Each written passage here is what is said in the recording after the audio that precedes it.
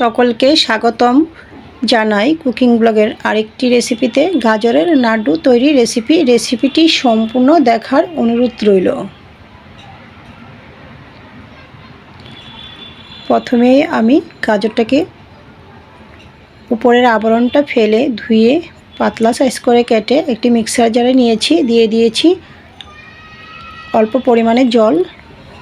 Blend করে নেব গাজরটা।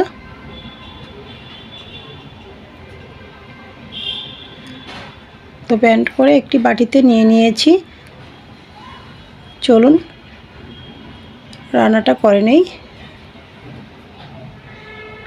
চলে আসছি চুলায়। চুলাটা অন করে একটি পাত্র বসিয়ে দিয়েছি। দিয়ে দিয়েছি খানিকটা ঘি।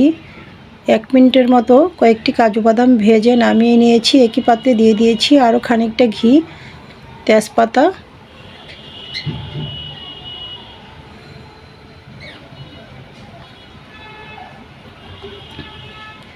দিয়ে দিয়েছি গাজর ম্যাশ করে রাখা, পরিমাণ মতো চিনি, তো 1 চিমটি পরিমাণ লবণ দিয়েছিলাম।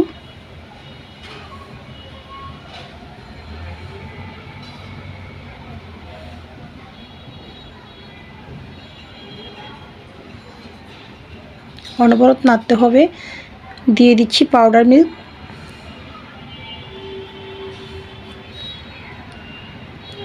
তো আবারও ভালো করে নাড়াচাড়া করে নিচ্ছি।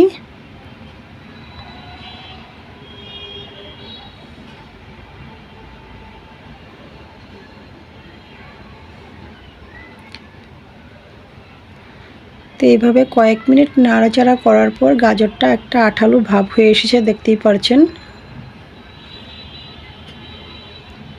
এই পর্যায়ে চুলার আঁচ বন্ধ করে দিয়েছি। একটি বাটিতে নিয়ে নিয়েছি। খানিকটা ঠান্ডা হওয়ার পর হাতে তালুতে ঘি মেখে গোল গোল শেপ করে নেওয়া হচ্ছে। উপর থেকে দিয়ে দেওয়া হবে কাজু বাদাম।